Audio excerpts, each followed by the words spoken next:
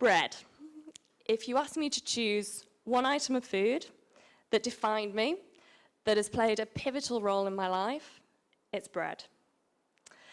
I've lived in Hong Kong for 10 years, but I'm originally from the UK, and I grew up on toast for breakfast, sandwiches for lunch, and if I was still a little bit peckish by bedtime, it was a little bit more toast. At 16, I got my first job. It was in a bakery. I used to trot down the road on a Saturday morning to my local Greggs. I would put on a fetching overall and hairnet and spent the day serving bread.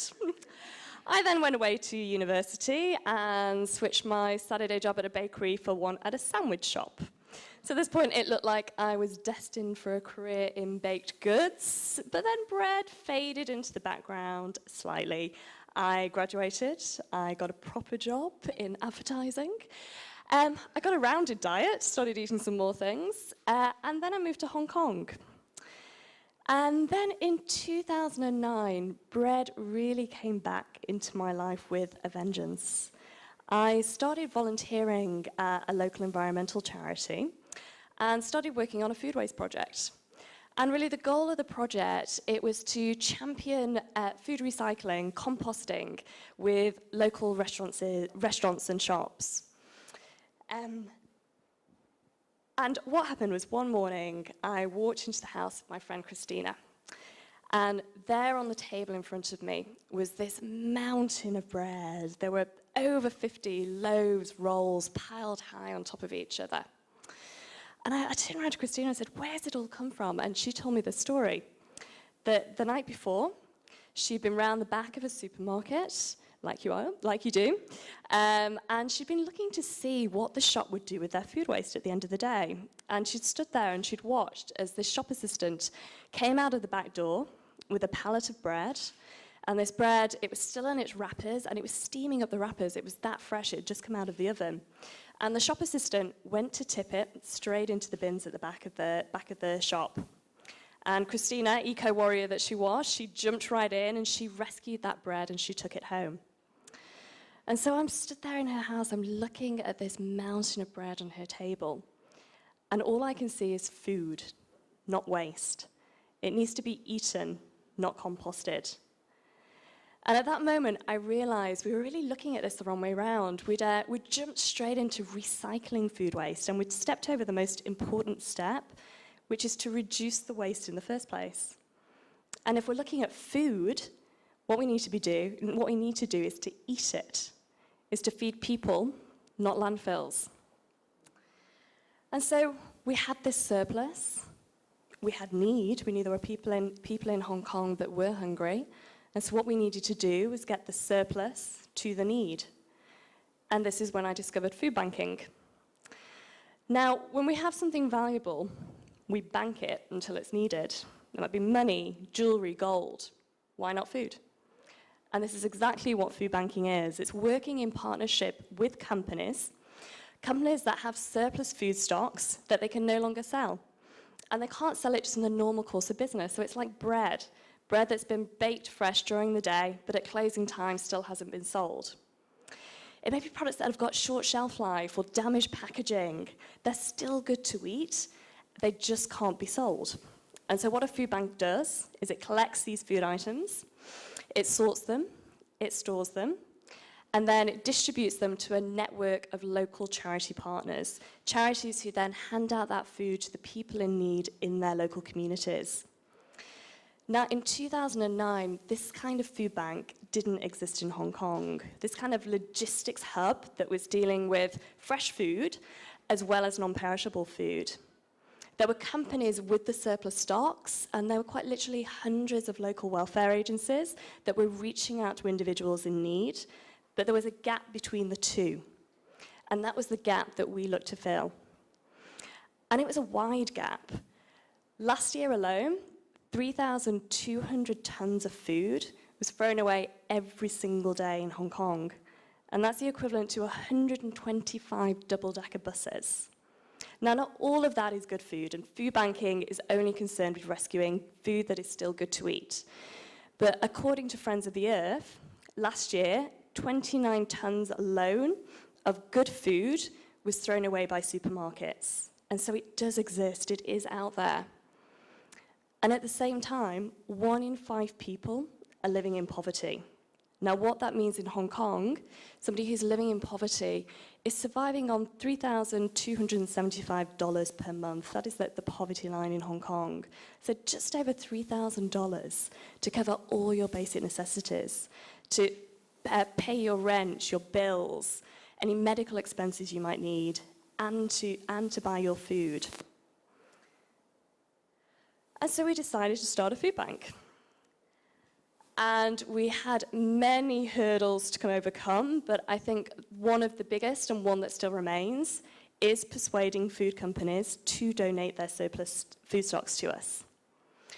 We started off really well. We had our first meeting with a food donor. We went in and they said yes straight away. Within that first meeting, they agreed to start donating to us. We then had our second meeting, and it took them 3 years to say yes. And we've had more meetings like the second one than we have the first one. But we had our first food donor. But really the reason why companies are reluctant to donate, it's one reason that's there at the front. It's a fear of liability. It's a fear that they will donate their food and someone will get sick.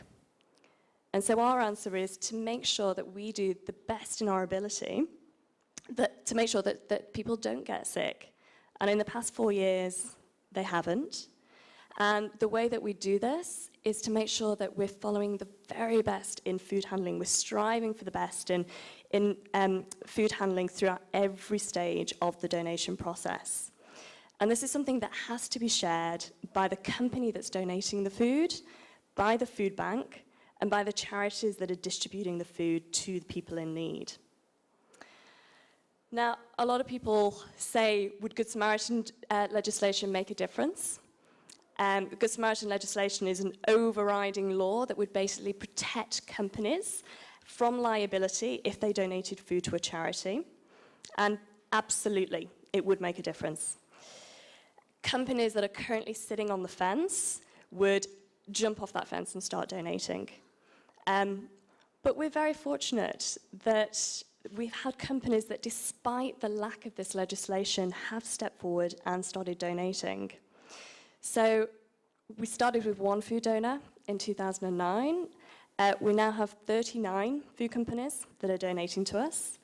And these include farms, they include manufacturers, distributors, retailers, all of whom believe, like we do, that if you have good food that cannot be sold, but is still good to eat, it shouldn't be thrown away. It shouldn't end up rotting in a landfill. It should end up being delivered to someone who is not able to eat enough themselves and not able to get 3 nutritious meals for themselves. So we thought the biggest challenge was going to be getting that first company to donate, and it wasn't. The first biggest challenge that we faced was actually getting the first charity to accept the food donations. So we were so excited. We had this company confirmed. It was a fantastic sandwich shop, a retail chain. They were going to donate to us every single night their surplus sandwiches and salads. And so that big day arrived where I picked up the phone and I was ready to reach out to the first charity. And I contacted a street sleeper shelter. It was a drop-in centre for street sleepers. And I excitedly told him that we had this fantastic food donation, and I was able to offer him a regular donation of top quality food at absolutely no cost whatsoever to his organisation. And he said, no thanks. So it was a bit of a knockback. But then I picked up the phone again and I called the next charity on my list and I offered them the food again. And they said no. And so did the next. And so did the next. And eventually I did reach a charity. It was a shelter for migrant workers, and they shouted yes down the phone, and it made it all worthwhile. But those other phone calls, they were worthwhile too, because it was a really powerful lesson that we had to understand the needs of the charities. We had to understand what kind of food they needed, how often they needed it. We couldn't just force food on them because we had it. So it was a very, very valuable lesson. So all of those experiences were worthwhile. So today, we started in 2009 with 7 charities that we eventually managed to find, to accept that first donation. Now we have 35 charities that we're delivering food to. Most of those charities are getting a delivery from us every 2 weeks. We're accounting for about 30% of the food that they distribute to their clients.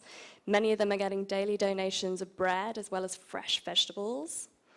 We also have a waiting list of over 30 charities that are waiting to join our program. But in spite of this, one of the most frequent questions that I get asked is there really a need for a food bank in Hong Kong? The first meeting that I went to get funding for Feeding Hong Kong, I barely finished my proposal, and the person that I was meeting with turned around to me and said, "Hunger doesn't exist in Hong Kong. There isn't real poverty. If I want to fund a feeding program, I'm going to look to somewhere deserving like the Philippines." Now, this was 4 years ago, but this perspective that hunger is just a problem elsewhere, that it doesn't exist in Hong Kong, is still very much alive. So a couple of months ago, I was at a secondary school, and I was giving a talk there, and I thought it had gone pretty well. The kids had been really, really engaged. They'd asked lots of fantastic questions, and they'd gone out of the room talking about what they'd just heard about poverty in Hong Kong and about food waste. And then later that night, just before I was about to go to bed, I got an email through from one of the parents. And he wanted me to explain why I had told his child that there was poverty in Hong Kong. He told me that this was rubbish. More than that, it was propaganda. And it was a complete misinterpretation of the definition of poverty, which he went on to define as the deprivation of basic necessities such as food, shelter, and water. And it really upset me, this email. I think the first reaction was I wanted to cry. And then I was really angry. I wanted to fight. I did what I think was probably the best thing and went to bed and slept on it. And then the next morning, I sat down and I wrote him a reply and tried to address every single one of the points that he'd raised. And firstly, he's right. Globally, malnutrition is the #1 risk to health. More people die from hunger, from malnutrition, and they do from TB, from AIDS, and from malaria combined. And in Hong Kong, we are incredibly fortunate. People aren't dying from acute malnutrition. We're also incredibly fortunate we're not dealing with famine, with war, with natural disasters that leave people with absolutely no shelter, no food, no water. But we do have a significant number of people that do struggle to meet their basic necessities, that do struggle to eat 3 nutritious meals a day. I mentioned the figure 1 in 5 earlier. What that means, the 1 in 5 people that are living poverty, when it comes to food, they have about $30 a day to spend on food. So that's $30 for 3 meals. And how hard that is, it hits me every time I order lunch from my local Dai Pai Dong in Yau Tong. Now, I pay about $36 for a box of simple noodles. And if you can imagine having to make that lunchbox last you for 3 meals, because that's all you can afford. Or you might not even be able to afford that. I mean, $36, you're already over. What you're able to afford are maybe pot noodles for breakfast, lunch, and dinner, instant food, fast food. And you can forget about buying fresh ingredients, because if you are a street sleeper, if you live in a cage home, if you live in an 80-square-foot flat with 2 other members of your family, you don't have a kitchen, you can't cook. This is hunger in Hong Kong. This is poverty in Hong Kong. And so I explained all of this in my email to the father, and I ended by inviting him and his son to come and visit us at our food bank, where we could talk more about poverty and hunger in Hong Kong, and he could see how we were feeding the charities that feed people in need.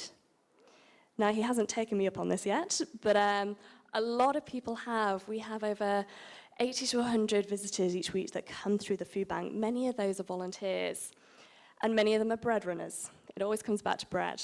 So bread runners are our volunteers that go out in the evening and they pick up from bakeries across Hong Kong. They're picking up the surplus bread that at closing time just hasn't been sold. And one of my favorite moments in the week is when one of these bread runners comes into the warehouse for the first time. And they're so excited, they're always so happy, they're always smiling, because they feel like they've made a difference. And they have. They've picked up a bag of bread that would have otherwise ended up in the landfill. It would have ended up rotting in landfill. And instead, it's going to go and help somebody in need. But then my second favorite moment is when they look up. And they realize that besides that bread, the mountain of bread that's building in front of them, which on any one night can be up to 2,000 pieces, that behind them there are all these other kinds of food. This week, the volunteers in the warehouse that came by and dropped by, they saw bottles of cooking oil that were donated to us because of damaged packaging. We've had nearly 20,000 bottles that have been donated for this reason. They saw boxes of snacks that were donated to us. And they see food that would have ended up in landfill that instead is going to go and feed somebody in need. And so, food banking. It's not the solution to hunger. It's not the solution to food waste, but it is a solution. It's a solution for charities with limited resources, but provides them with a safe and sustainable supply of high-quality food. It's a solution for our landfills that are clogging up with rotted food. It is the most cost-effective way to provide food to people in need. So it's simple. Learn about food banking, invest in food banking, support food banking, and let's feed people, not landfills. Thank you.